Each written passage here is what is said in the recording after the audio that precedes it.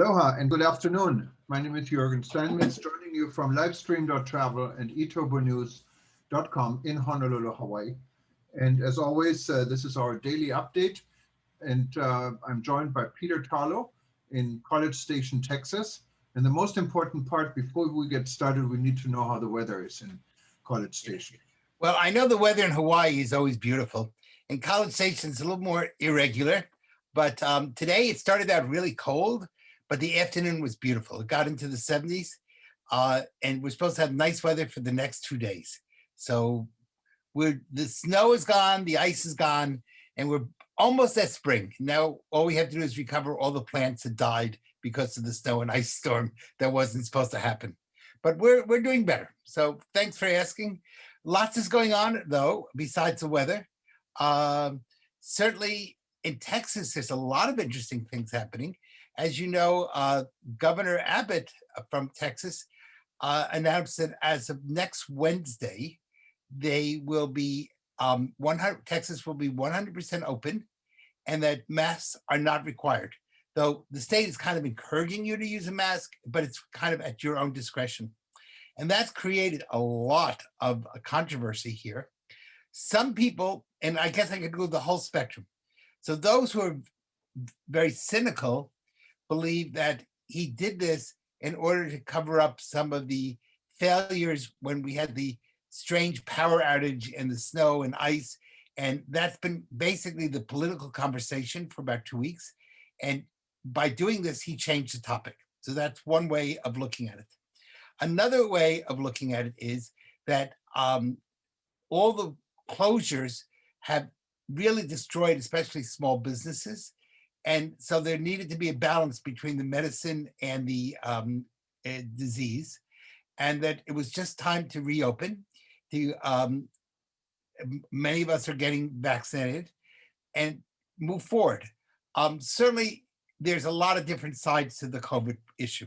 As you well know, there's the issue of people being ill and overrunning the hospitals. On the other side of the equation is the fact that in many places, children are not going back to school, and that has created a major spike in suicides.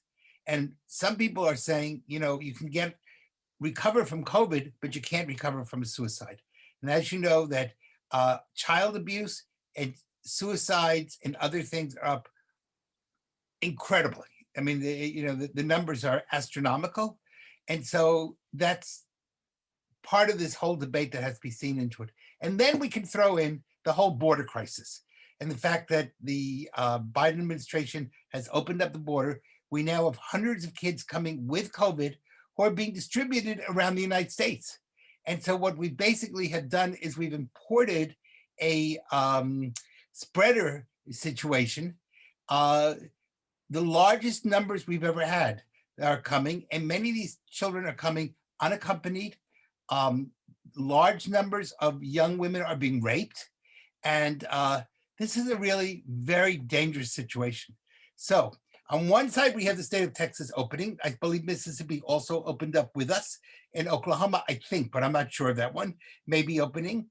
On the other side, you have the whole tragedy of what's going on the US border, and the fact that the Border Patrol now considers itself totally overwhelmed and cannot handle the flood of people who are arriving, many of whom have COVID, and that's a big problem. So that's really maybe in Texas, that's the number one headline, and it's a huge headline, and it's a huge debate that's going on, which will affect the United States. Texas is the second largest state in the United States. As people continue to flee California and New York, Texas and Florida will probably become the biggest states in the United States. And so what happens here impacts the whole country. Well, of course, a lot of this may be politically motivated. Oh, much of it is. And we have to see where it goes. But luckily here in Hawaii, our COVID numbers are at a record low. Right. We only had 20 new infections today compared to the 300 we had just weeks ago a day. This is very good. So we're hoping that the situation will stay like this. And we're today are getting the first Johnson & Johnson medicine or vaccine coming in. So people are hopeful a little bit. tourism arrivals are rising. Whether this is a good or a bad thing, as long as we can keep the COVID under control, I think it's a give and take somehow. But so far, so good. Yeah. So Um, it's a double, and we're seeing these glimmers of hope around the world. As you know, Israel has reopened. Um, there's signs of reopening in Europe, as I think you probably are aware of the fact that Austria, Denmark, and Israel have now created a consortium for disease for vaccine development and vaccine distributions. And so again, that's a new hope because there was a lot of problems in the EU and a lot of people were not getting the vaccines that they needed. So this new consortium of Austria, Denmark, and Israel creating this, they're really three small countries, but working together to create one big power. And they will be delivering vaccines across Europe. And again, that will bring the numbers down. So that's a really, that's a positive thing that's taking place. Yeah, and vaccine, of course, is the key. It's the same Russian vaccine as now Sputnik in Mexico. So there are international agreements. They're coming out, and it's becoming a competition. Obviously, yes, eventually it's going to become a competition. Yes. Now, the demand is there for everyone up to what they can handle. But this may change once we get everyone vaccinated. It is a competing business. So what is good, because we hopefully we know. And may the best vaccines win. Yes. Certainly, I think I'm very comfortable with the two major American vaccines so far, which is Moderna and Pfizer. I know Johnson's coming on. There's been a little bit of problems. As you know, the Catholic Church condemned the Johnson & Johnson vaccine this morning, and that created a little bit of hassle. On the other hand, the Johnson & Johnson vaccine only needs one shot. It's about 80% effective versus 96%. But if you can get 80% effective into somebody's arm, that's a good thing. I've heard fairly decent things about the Russian vaccine, the Sputnik 5. There's also an Indian vaccine and a vaccine out of China that has gotten less good reviews from what I understand. And the British. Forget the British. And the British, AstraZeneca, yes. And that's about 65% effective. But England, I believe, is the second most vaccinated country in the world. I think Israel's number one, and the United Kingdom is number two. But the numbers in the UK are still alarming high, especially with the new form of COVID. It's not an easy situation. No, it's not. And we have to distinguish between someone getting COVID being reported that way and someone becoming deathly ill. I mean, it's just your COVID is you have a bad cold, it's not the end of the world. On the other hand, if you become deathly ill and you overrun the hospital systems, that's a very serious type of thing. Well, that's certainly about COVID. We do have some good things happening in the world of tourism. On Friday, we have a very special program coming up. And, yes. And that is important, I think, for everyone to know, because it's us. We're putting it together, the World Tourism Network, eTurboNews, and Peter and I and Dr. Taleb and Alain and everyone you see involved in this rebuilding.travel discussion now for 1 year. We're remembering this year. I wouldn't want to go as far as saying celebrating it. No, but we're having an anniversary. Yes, we're starting it. We started it on March 5th, what was the first day of the ITB last year. ITB never took place, but for those who don't know ITB, let's see. Just tell people what ITB is. ITB, I think everyone in the travel business knows ITB. It's the largest travel industry show in the world. And this was canceled just about a week or two before it was supposed to start in Berlin. And 40,000 exhibitors were left high and dry, really. Many of them didn't get their money back. So it was it made a lot of impact. Now, this year, ITB is taking place, but virtually. But we had our discussion in Berlin and not virtually, physically at the Grand Hyatt Hotel, because we were already in Berlin. So we did it anyway. And this discussion now has tourism leaders in 127 countries involved. And we started the World Tourism Network emerging out of the rebuilding.travel network. Now, on Friday, we have an important day, and we have two events. One is for people in North America or America altogether, and in Europe. And the other one is Europe and the Middle East and Australia. Of course, with Europe, I also mean Africa, so this type of time zone. And we have two ministers also speaking. First, during tomorrow night's or Friday morning's events, we have the Honorable Minister from Indonesia giving his point of view to the development of the situation. Indonesia also started very small when it comes to COVID, and it has become a real threat and pretty much killed the tourism industry. So he would tell us what is next. He was just recently appointed. And then we have on the North America event, we have a minister from Africa, from Eswatini, telling us about his country, the Kingdom of Eswatini, what many know is Swaziland, in the southern part of Africa. So he'll be speaking with us. And then, of course, we have Dr. Talib Rifai attending both events. We're going to have Louis D'Amour on the North American event tomorrow. And we have Vijay, our guru on aviation, on the Asia event. So it's going to be very interesting to attend to both of them. But I understand sometimes, specifically in the United States, may not allow to attend the Asia one. But simply, how can you register? Just simply go to wtn.travel /1 year, wtn.travel/1 year, and you find it. If you go to WTN, if you go to any page on eTurboNews, you find a red banner right on top. You can click on this banner and you'll get there.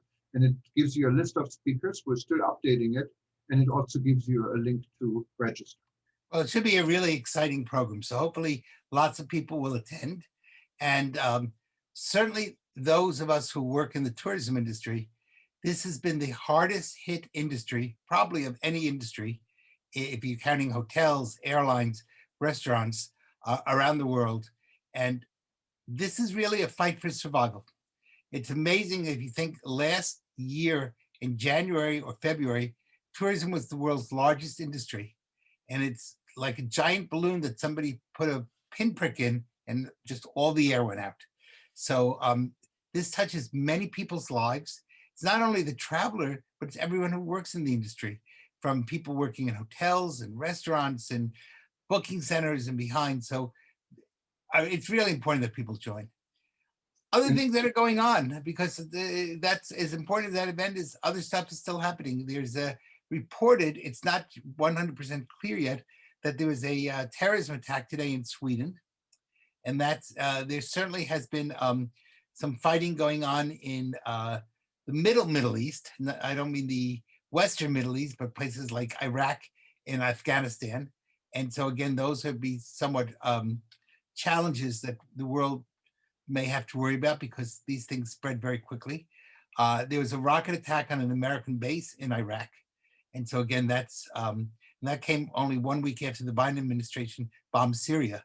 So will that expand and become more of a problem? Or was it a necessary evil that had to be done? We don't know yet. That time will tell.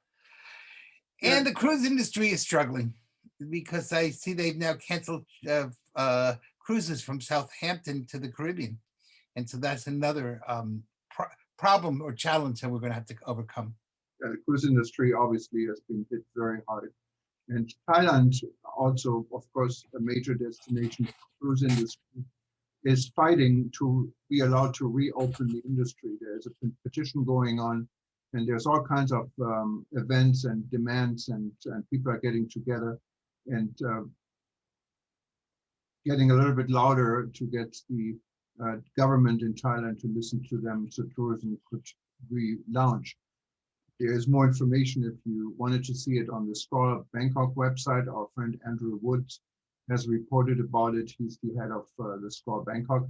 And you can take a look at it. Also, we reported about it in eTurboNews. And then, Peter, of course, we always publish your tourism tidbits, and thank you for this. It's highly interesting. And you've been talking about human trafficking, correct? Yes. And that's really something that we in the whole tourism industry, it was a problem before COVID. It's a different type of problem during COVID because now human trafficking is also become a spreader of COVID. And unfortunately, I'm fearful that there will be human trafficking well after COVID. But this is something we have to really, as an industry, think about. It's really easy just to blame the other guy. But this is something we have to, for example, hotels have got to train their people at the front desks. And if something seems wrong, that someone is trafficking, and not only is it human trafficking of women, which is, but also children and men. So there's all three, everyone is being trafficked one way or the other. To a great extent, this is kind of like slavery in the Middle Ages. We don't call it slavery anymore, we call it trafficking. But especially women who are used as sex objects, that's nothing, it's just slavery. That's the only way we can see it. The COVID issue is a major issue. And of course, one of the great areas of human trafficking now is become Central America and Mexico.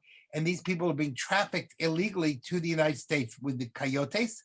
And this has turned into a real business, and they're dropped off in the middle of Mexico and then said, make your way to the American border.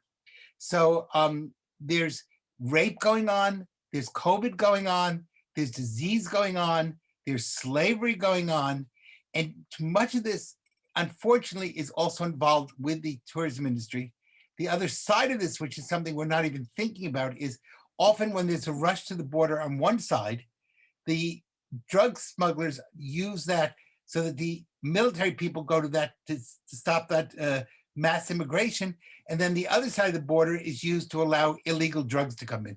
And of course, we are now suffering not only from people being sexually harassed, but some of the gangs coming in from El Salvador or Honduras are turning major American cities and Canadian cities into places with tremendous amount of crime. I don't know if it's touched Honolulu yet, but it will. And these are real issues that we have to think about. So I wish we could speak a whole hour about human trafficking, because this is something that the tourism industry has got to get together and fight against. And maybe the COVID pause is a good time for the industry to come together. Maybe we should have a special conference dealing with how we in the tourism industry can fight against human trafficking, because we should not be living in the Middle Ages, and we should not be treating people as if they're nothing more than cattle. So yeah, that's a big industry. Peter, I agree with you. We should have an event from World Tourism Network about human trafficking, exploitation of children. I've been involved for, I think, a little bit more than 10 years, 11 years with the UNWTO on a task group against sexual exploitation of children through tourism. Yes. And together with guys like ECPAT, ECPAT is in Bangkok, in New York, and in Berlin. We've made good progress in getting awareness for this problem. Brazil actually established an emergency phone number. I think it was 115 or something to report human trafficking. This number was visible at all the airports when you fly in and baggage claim. So, also in Costa Rica, they had a big thing about human trafficking in children. Yeah, and then it's especially South America has made with Marriott hotels and several other groups some good progress. The same happened in Asia, in Cambodia and Thailand, specifically with the help of Australian-based organizations. And of course, there's volunteer tourism. Volunteer tourism can be dangerous, specifically when it involves orphanage. So anyone in the travel and tourism industry, we want to help children that need help, but be careful when the word orphanage. And of course, I wonder, and I don't have the answer to what I'm going to say, but I wonder if the COVID crisis has kind of put the human trafficking on the back burner. It was a really major issue prior to COVID. And I wonder if it's if the children and the people suffering from human trafficking are almost another victim of COVID, because we're just not paying a lot of attention to it. We're obviously put our major attention on COVID because that touched everybody, but other issues didn't go away. They're still there. And when COVID is done, they'll still be there. So this is an issue that I'm so glad for everything you've done and people have done in the world. Brazil was paying a lot of attention, but Brazil is probably one of the key centers of COVID right now. And I think they're worried about staying alive, and they just kind of let the other thing go. So I hope not, but that's a real challenge. Yeah, and specifically in the world, it's turning economically. There are big problems. There are going to be big problems even after COVID. You cannot really recover from this. And this is an opening for human trafficking. Yes. So this is something we need to be aware of, and it happens anywhere. I mean, there is no country that is exempt from this, almost no country. No country, almost no city. Not only no country, and often the richest cities are the ones that are centers of trafficking because they can afford to buy slaves. Now they call them domestic workers, or they come up with all sorts of nice names, but they're people who can't leave and who are captured. So it's not only human trafficking for sexuality, but it's also human trafficking as slavery, as just labor and working. But both are totally wrong. Yeah, and sometimes you don't even know where it is. I remember this case, it must have been like 6, 7, 8 years ago on the North Shore here of Oahu. What is a very beautiful remote area, and you don't think anything could ever happen on the North Shore. But the largest camp of people from Thailand, they're trafficked to the United States and distributed from the North Shore to all over the country, was detected literally by accident. It had been going on for years. And then one of these girls who was captured, when she went on the back of a truck to Haleiwa with one of these people who controlled her, I guess to do some shopping or go to a doctor, she ran into a Buddhist temple. She saw the temple in Haleiwa. And the monk who was in there called the police. The police called the FBI, and that's how they found out about it. Yeah. So it is. It's everywhere. Everywhere. It's throughout Europe, the Middle East, Africa, Australia. There's something in the human nature that we really have to still continue to work. And that's an important part for tourism, because unfortunately there's the beautiful side of humanity, but there's the less beautiful side. And hopefully tourism will work to help to erase the negative side of humanity and to really shine the light on the side of humanity, which makes us a little lower than the angels. So that's a lot for one night. Yes, Peter. So an interesting session. So don't forget to join us on Friday, or either even Thursday night if you're in Hawaii or California. And for others on Friday, just go and click on the red banner you find on eTurboNews that takes you to wtn.travel/1 year. And hopefully you'll be part of this really interesting upcoming discussion. Now, if you wanted to listen to this interview, it will be repeated throughout the day for the next 18 hours till we actually start our event tomorrow. And you can also watch it later if you go to livestream.travel. In the meantime, go to eTurboNews and read about the rest of the news we're putting together on a minute-by-minute basis. It's a fast-moving world, and every time I guarantee you go back to eTurboNews, there's something new on there you haven't seen. True. All right. Well, as we say in Texas, y'all come back soon. Okay. Good night. Good night. Bye-bye.